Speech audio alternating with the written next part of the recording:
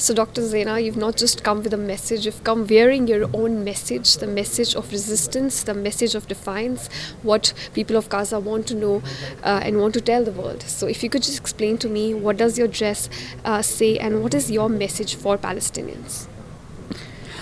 Thank you for your question and thanks for having me in India. It's such a pleasure, always pleasure to be here. So what I'm wearing, someone told me this morning, you wear who you are. So I'm wearing what I am basically. This jacket is designed by a Palestinian and made also by Palestinian women. It's the Palestinian embroidery. And the message on this Palestinian embroidery is the story of Gaza, and the message is inside. So the story here, you see the blue lines, it's the Sea of Gaza, and you see the woman, the mother with her kids, and the doves. So it's a message of reunification, family reunification, continuity, being in the land, and message of hope and peace and perseverance. And the back of it, it's the story of what happened in Gaza, the attacks on the hospitals. And actually this jacket, it came as my contribution to a fundraiser that was made to rebuild Al-Udwan Hospital. A lot of hospitals, a lot of medical facilities were destroyed in Gaza, most of them. And there was this fundraiser to try to contribute to rebuild the hospitals. So this is what I'm wearing. And the message inside, it says in Arabic, خيوط الصمود, threads of resilience. So it's threads. So it's a message of resilience, continuity, and perseverance on the land, with our rights, with our story, with our rootedness. So this is what your attire encapsulates the past, what has happened to Gaza during the conflict, and of course what you envision the future of Gaza, reunification, hope and peace. So and in every Palestinian city they have their own prints also. So every design signifies a different city, and there were and the embroidery, Palestinian embroidery, is an inalienable part of the Palestinian culture. And we have so many designs, so many prints. We wear some for weddings, some for funerals. Each city has its own prints. And during times of severe suppression of Palestinians' ability to speak, women used print to communicate a language. So in the prints, they would communicate language and messages. So it's a medium. It's the space where people tell their story. It's the place where people continue with their history. It's a place where for years and years and years Palestinians have narrated through the threads. So this is a story of the Palestinian people. So this is what I'm wearing.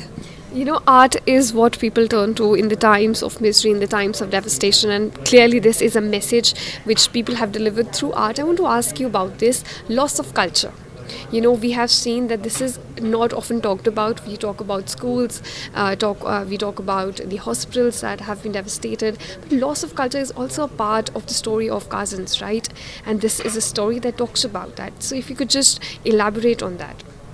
Yeah, the loss of culture is a big part of the loss of the identity, right? Yes. And what we've been confronted with over the past 70 years is the attack on the Palestinian culture.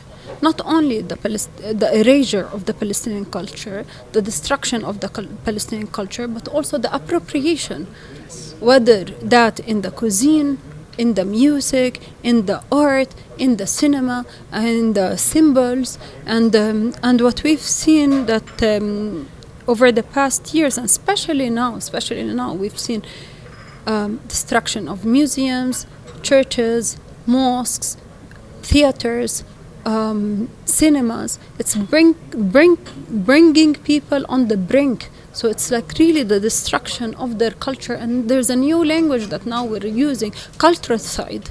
right? So why? To articulate the level of destruction of our culture.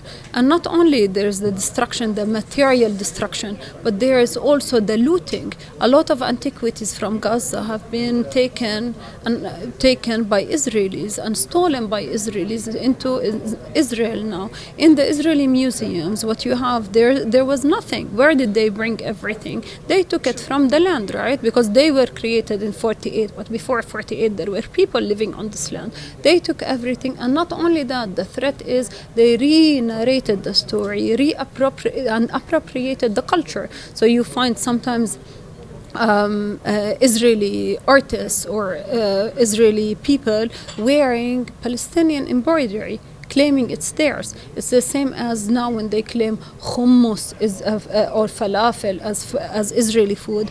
It never existed as Israeli food. Israeli people, as a project, they didn't exist before 48. But these recipes, they've existed throughout the Arab region for thousands of years. And this is where the threat is. The material destruction, you can always rebuild a house, right?